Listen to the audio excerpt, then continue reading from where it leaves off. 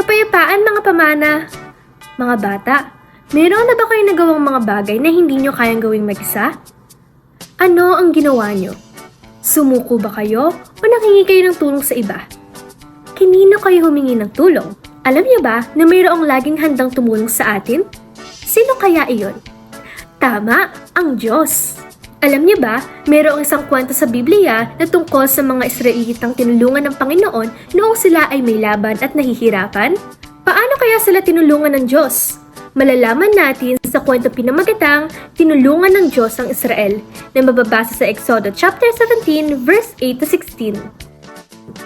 Noong una, pagkatapos silabas ng Diyos ang mga Israelita mula sa Ehipto, patuloy silang naglakbay sa disyerto. Isang araw, may mga taong umatake sa Israel. Sila ay tinatawag na Amalekita.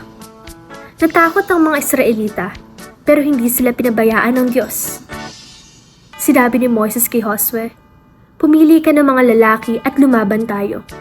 Sumunod si Josue at nakipaglaban kasama ang mga sundalo. Samantala, umakyat si Moises sa tuktok ng burol kasama sina Aaron at Hur. Hawak niya ang tungkod ng Diyos at itinaas niya ang kanyang mga kamay.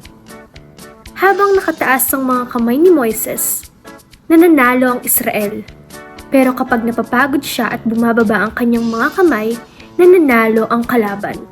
Nakita ni Aaron at Hur na napapagod na si Moises.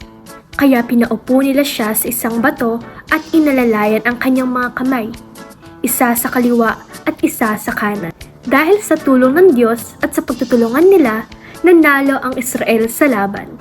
Pagkatapos, sinabi ni Moises na lagi nilang aalalahanin kung paano sila tinulungan ng Diyos. At dito nagtatapos ang ating kwento. Mga aral na dapat nating matutunan. Ang Diyos ay matulungin. Siya ang nagbibigay ng tagumpay sa atin. Tinutulungan tayo ng Diyos kapag tayo ay nahihirapan. Sa kwento, tinulungan ng Diyos ang mga Israelita noong sila ay may laban sa mga Amalekita. Hindi nila kayang manalo ng sila lang, kaya tinulungan sila ng Diyos. Kaya kapag nahihirapan ka sa assignment, exam, or may problema ka, pwede kang manalangin at humingi ng tulong sa Diyos. Dahil siya ang nagbibigay ng lakas at tagumpay sa atin. Mahalaga ang pagtutulungan. Dapat tayong magtulungan at hindi pabayaan ng isa't isa. Sa kwento, nang mapagod si Moises, tinulungan siya ni Aaron at Hur sa pag-aalalay sa kanyang mga kamay.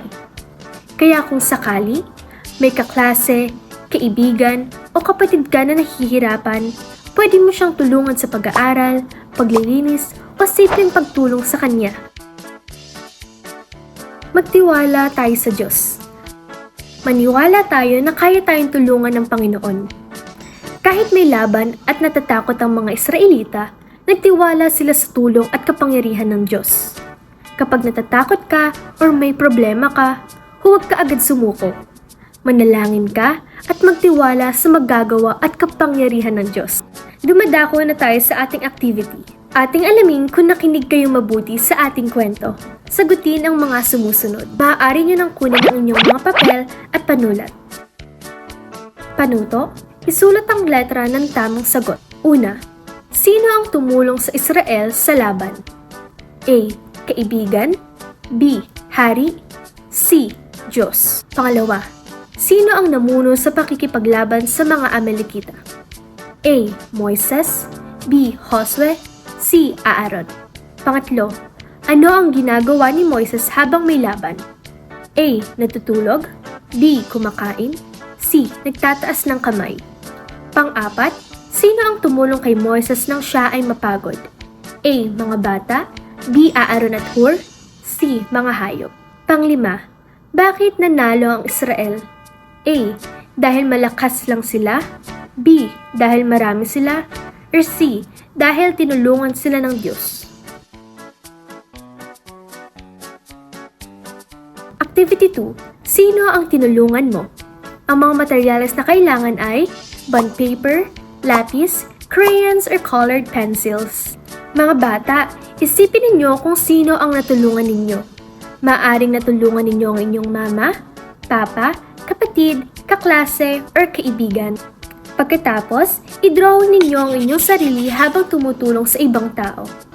Pwede ninyong i-drawing ang pagtulong sa bahay, sa eskwelahan, or sa kaibigan. Kapag tapos na, kulayin ang inyong mga papel at ipakita sa klase. Sa taas ng papel, isulat ang kagaya ni na Aaron at Hur, tumutulong din ako. Tunay na ang Diyos ang pangunahing tumutulong sa atin sa oras ng pangangailangan. Kaya naman upang palagi natin itong maalala, halina't ating alamin ang ating memory verse sa araw na ito, na mababasa sa Psalm chapter 46 verse 1. God is our refuge and strength, an ever-present help in trouble.